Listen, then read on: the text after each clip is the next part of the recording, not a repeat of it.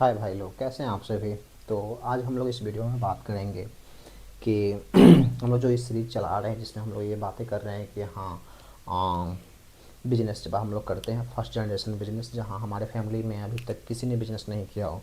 सब कहीं ना देखो, पैसे तो कमा ही रहे थे नो डाउट, चाहे वो जॉब करके कमा रहे हो या मजदूरी करके कमा रहे हो, शॉप चला के कमा रहे हो, जो भी चीज़ें हैं। शॉप दुकान चलाना is not a big business, is a self employ. Teaching कर रहे हैं is not a business, it is a self employ. Business क्या होती है, ये चीज़ें होप आप लोग को समझ होगी। देखो, पैसे कमाने का 3-4 तरीके हैं। क्या क्या है, तो अगर देखें डेप्थ में मनी सबको चाहिए, राइट। मनी सबको चाहिए। तो मनी कमाने का एक तरीका है कि आप जॉब कर रहे हो, दूसरा तरीका है कि आप सेल्फ एम्प्लॉय हो, तीसरा तरीका है कि आप बिजनेस कर रहे हो। यही 3 तरीका हो। अगर जॉब की बात करें तो जहाँ आप किसी के आइडिया पे काम कर रहे हो, काम करते हो, ठीक है, ये हो गया सेल्फ एम्प्लॉय। यहाँ आप क्या करते हो, किसी के आइडिया पे काम करते हो। सेल्फ एम्प्लॉय, आप अकेले अपनी आइडिया पे काम करते हो, काम करते हो, ठीक है। अगर तीसरा बात करो बिजनेस का, तो इसमें होता है कि आप एक टीम रखते हो और पूरे टीम आपकी आइडिया पे काम करते हैं, ठीक है। वो जो पूरा टीम है, आपको इतना कॉन्फिडेंस है कि हाँ, जो मेरा आइडिया है वो सक्सेसफुल होगा ही होगा, नो वरी। क्योंकि आपने उसको कहीं ना कहीं R&D कर रखा है, उसको टेस्ट कर रखा है और एक सिस्टम बना दिया है। यहाँ पे सिस्टम काम करता है आपके लिए। यहाँ पे आप काम करते हो, यहाँ पर भी आप काम करते हो। Self employ even leave hope का भी बहुत कम ये होता है, क्योंकि जब तक आप काम करोगे सेल्फ एम्प्लॉय में तभी तक आपको पैसे आएंगे। जॉब में भी वैसा ही है कि अगर लीव होप लेते हो तो 1-2 लीव दे देता है जनरली, तो ऐसा कोई वो नहीं है।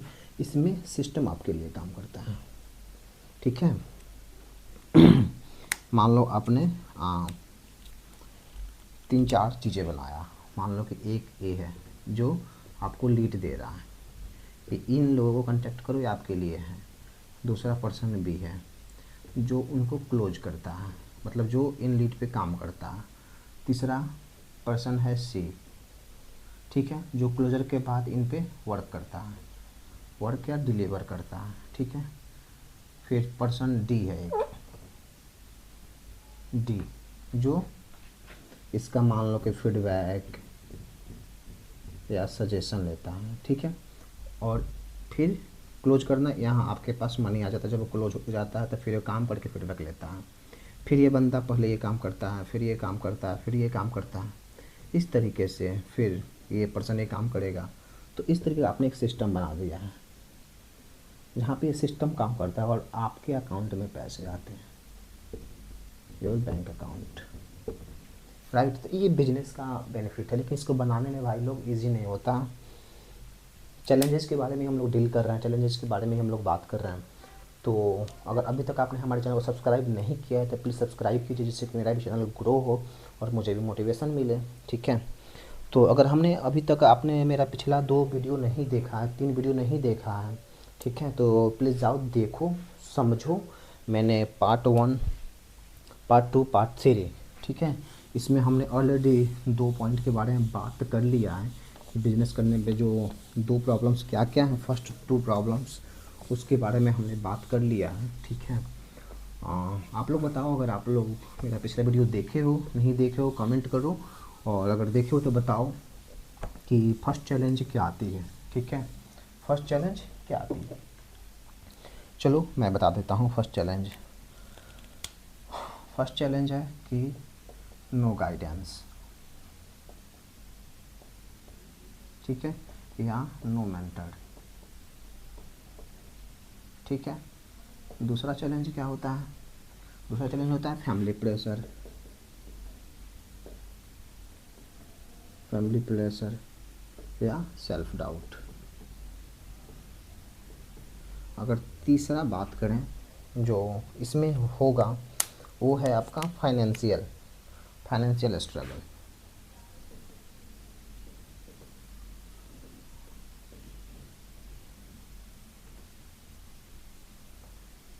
फाइनेंशियल स्ट्रगल, ठीक है। अब एक चीज़ बताओ आप लोग नो गाइडेंस नो सपोर्ट, तो फैमिली इस केस में क्या बोलती है? हमें भी डाउट रहता, तो हमारे किसी से भी पूछते हैं कि यार मैं बिज़नेस करना चाहता हूँ, तो लोग सीधे से यही बात बोलते हैं कि नौकरी कर ले, चुपचाप से जॉब कर ले, ठीक है, चुपचाप से जॉब कर ले। जॉब क्या होता है? सेफ होता है। इसमें आपका फैमिली भी बोलेंगे कि job is safe, business is risky, right. लेकिन उनको आप बोलो कि जॉब तो सेफ है, लेकिन कब तक? एक सर्टेन एज के बाद क्या आपको कोई नौकरी देगा? या आप अपने बच्चों पर डिपेंड होने वाले हो? मान लो 60-70 के बाद जनरली मेन में गर्ल्स में जनरली ये रेशियो होता है, कोई माने ना माने, कि मतलब 35-40 होते होते, अगर मान लो कि अभी 100 लड़कियाँ जॉब कर रही हैं कहीं, तो 30-40 होते होते कहीं ना कहीं 10-20 बचते हैं जो हायर पोस्ट पे जाती हैं, तभी उनको मतलब हाई स्किल हो तभी जाकर वो जॉब करती हैं। ना तो 20s में 30s तक 28-29-30 साल 32 साल तक अच्छे खासे होते हैं लोग, जो लोग जॉब रेशियो में होते हैं, राइट। तो ये रेशियो कम हो जाती है। तो ये आपने आपसे भी कंसल्ट करना कि भाई जॉब तो सेफ है, लेकिन कब तक है? क्या जॉब में कोई रिस्क नहीं है? अब बिजनेस रिस्की है तो कब तक? क्या इसमें कभी भी हम सेफ जोन में नहीं जा पाएंगे? तो भाई जा पाएंगे, नो डाउट। हम अच्छे से अगर उस पर काम करते हैं, सही डायरेक्शन में काम करते हैं, कंटिन्यू उस पर वर्क करते हैं, तो डेफिनेटली हम जॉब से, रिस्क से सेफ जोन में। देखो अभी हम लोग जिस एज में हैं, तो हम लोग को रिस्क लेने में उतना प्रॉब्लम नहीं है एज़ कम्पेयर टू हम एक एज में चले जाएँ और तब रिस्क लें, तब पूरा सिस्टम हमारा हिल जाएगा। हमारा सिस्टम इन द सेंस, मैं परेशान होगा ही होगा, फैमिली परेशान होगा ही होगा, हमारे जितने लोग टच में हैं, जितने लोग मुझ पर डिपेंडेंट हैं, वो सभी लोग परेशान होंगे। चाहे डिपेंडेंट ना भी हैं, जो लोग मुझसे प्यार करते हैं, जो लोग मेरे साथ है जुड़े हुए हैं, सभी परेशान होंगे। कि कहीं ना कहीं अगर मान लो कि मैं रिस्क लेकर अगर मैं परेशान होता हूँ, तो कहीं वो भी लोग परेशान होंगे, क्योंकि वो लोग मेरे से प्यार करते हैं, मेरे साथ रहते हैं, राइट। तो जॉब सेफ है, लेकिन कब तक? Question number 1। बिजनेस रिस्की है, तब क्या कब तक? और कब मतलब कभी तो हम उसके सेफ जोन में जाएं, कभी तो हम उसके एंजॉयमेंट वाले जोन में जाएंगे। देखो दोनों रिस्की है, दोनों रिस्की है। आपको ये चूज करना है कि आप कब रिस्क लेना चाहते हो। 20s में 30s में रिस्क लेना चाहते हो, या बुढ़ापे में, या 40-50s के बाद रिस्क लेना चाहते हो, राइट।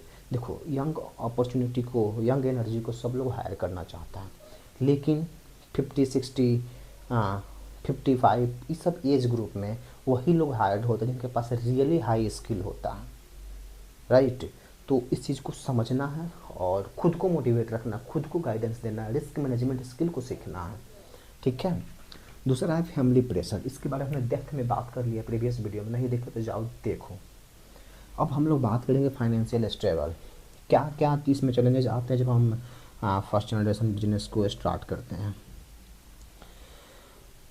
देखो जब हमारे फैमिली में किसी ने भी बिजनेस नहीं किया है, बिजनेस फैमिली किसी ने भी नहीं किया है, तो कहीं ना कहीं फाइनेंशियल सपोर्ट ऑलमोस्ट क्या होगा? जीरो होगा। क्योंकि भाई उनके पास कितना ही सेविंग होगा, कितना ही दे पाएंगे, 1 लाख 2 लाख, लेकिन भाई मुश्किल होगा, ठीक है। तो इस चीज़ के लिए हमेशा प्रिपेयर रहना पड़ेगा। हाँ, ना ही तो कोई क्लाइंट का बैकअप है कि हमारे पास इतने सारे क्लाइंट है, तो मैं ये लो क्लाइंट, इन लोगों को तो मैनेज करना है, ना तो हमें वो मिलने वाला है। हाँ, नो इनिशियल इन्वेस्टमेंट, हमें इन्वेस्टमेंट भी वो लोग नहीं करने वाला है, क्योंकि उनके पास ना तो उतना फंड है, ना ही उतना उनको आइडिया है, ठीक है। तो ये सब चीज़ें हम लोगों को बहुत ज़्यादा क्या करने वाला है, प्रॉब्लम्स में लाने वाला है। तो हम लोगों को देखो फाइनेंशियल स्ट्रगल आएगा जब आप फर्स्ट जनरेशन बिजनेस करोगे। तो हम लोग इसी को डेप्थ में बात कर रहे हैं। फर्स्ट जनरेशन जब बिजनेस करोगे आपके फैमिली में, तो ये प्रॉब्लम आएगा। पहले से प्रिपेयर हो, हमें फाइनेंशियली भी डील करने आना चाहिए। तो अगर आपके फैमिली से चाहे कहीं से यार दोस्त से अरेंज करते हो, मान लो 5 लाख फॉर बिजनेस, तो भाई ये मेंटली प्रिपेयर रहो कि मुझे इसको अच्छे से यूटिलाइज करना, एक पैसा भी, इवन 1 रुपीज़ भी कहीं फालतू ना जाए, चाहे रेंट में हो। देखो पार्टी सार्टी ये सब ज़रूरी है, नो वरी, तो जहाँ ज़रूरी है वहाँ करो, इससे टीम मोटिवेट रहता है। लेकिन जहाँ ज़रूरी नहीं है वहाँ फालतू का एक पैसा भी वेस्ट ना करो, राइट। तो जो भी फंड है उसको बहुत सोच समझ के यूज करो। फाइनेंशियली प्रॉब्लम्स, जब इन्वेस्टमेंट कंटिन्यू अगर बहुत ज़्यादा कर भी दोगे, क्लाइंट नहीं आए, इन केस डिले हो रहा है क्लाइंट आने में, तो मेंटली वाट लग जाती है। ये प्रॉब्लम है, नो वरी। तुम समझोगे कि हाँ भाई मुझे लड़के हायर करना, मुझे अच्छी टीम हायर करना है, अच्छी टीम के लिए अच्छी सैलरी चाहिए, या मुझे एक्सपीरियंस वाला कैंडिडेट हायर करना है तो उसके लिए अभी अच्छी सैलरी चाहिए। तो ये सब चीज़ों को देखो, अपने कम्युनिकेशन के बेस पर उन्हें कन्विंस करो कि भाई तू परसेंटेज पे आ जा, you have good communication skill, you have good knowledge, you are not for job, you are not for नौकरी, you are for business, you are for businessman, you are for partner. उसको convince करो अपनी बातों से, right. तो ये सब चीज़ें हैं। और अगर ये आप अच्छे से डील कर लेते हो, उनको समझा लेते हो, फर्स्ट 3 प्रॉब्लम्स को हमने बात कर लिया। अगर आपकी प्रॉब्लम है फाइनेंशियली, नो वरी, सबको प्रॉब्लम्स आते हैं जब स्टार्ट करते, मुझे भी प्रॉब्लम आती है, इसमें कोई बड़ी बात नहीं है। लेकिन आप नए नए क्लाइंट पे फोकस करो, आपके कम्युनिकेशन स्किल को बढ़ाओ, ये देखो कि क्लाइंट को क्या चाहिए, क्लाइंट को कैसे हम और गेन कर सकते हैं। जो एग्जिस्टिंग क्लाइंट है उसको ऐसा सर्विस दो कि वो रेफरेंस क्लाइंट प्रोवाइड करे। और हमेशा नए क्लाइंट को, जो लोग कम्युनिकेशन में, उनकी रिस्पेक्ट करो, उनको good morning, how are you, so hi hello करो, हमेशा बेचने की कोशिश मत करो। तो ये सब प्रॉब्लम्स हैं, इसके सॉल्यूशंस है कि भाई क्लाइंट आएंगे तभी जाकर तुम्हारा बिजनेस चलेगा। सेविंग से या कहीं से भी पैसे लेकर के लॉन्ग तक तुम बिजनेस नहीं चला सकते हो। तुम्हें क्लाइंट को फ्लो लाना ही पड़ेगा, तुम्हें क्लाइंट चाहिए ही चाहिए। तो जो भी तुम्हारे पास पैसे हैं उसको ये देखो कि हम यहाँ ये कैसे पहुँचेंगे। जब एक बार तुम्हारे पास ये आ गया ना, जब ये आ गया ना, तो ये प्रॉब्लम तभी जाकर सॉल्व होगा, देन सॉल्व होगा जब क्लाइंट आएंगे। अगर तुम अपने पास कितना भी पैसा ले लो, कितना भी पैसे का मैनेजमेंट कर लो, जब तक क्लाइंट नहीं है तब तक तुम रिस्क मैनेजमेंट हो, तब तक तुम रिस्क जोन में हो। जब एक बार तुम क्लाइंट से डील करना सीख गए, क्लाइंट को, नए नए क्लाइंट को ऑनबोर्ड करना सीख गए, नए नए क्लाइंट तुम्हारे पास आने लगे, तब तुम फाइनेंशियल स्ट्रगल से बाहर हो गए, राइट। मैं उम्मीद करता हूँ ये पॉइंट आप लोगों को क्लियर हो गई होगी। अब कोई डाउट है तो कमेंट कीजिए, और आप लोगों से हाथ जोड़ के रिक्वेस्ट है कि आप सभी मेरे चैनल को सब्सक्राइब कीजिए, लाइक कीजिए, कमेंट कीजिए, शेयर कीजिए, ताकि मेरा भी चैनल ग्रो हो और मैं आप लोगों के लिए नए नए टॉपिक्स पे वीडियो लाता रहूँ। फिर मिलेंगे नेक्स्ट वीडियो पे, तब तक के लिए बाय बाय।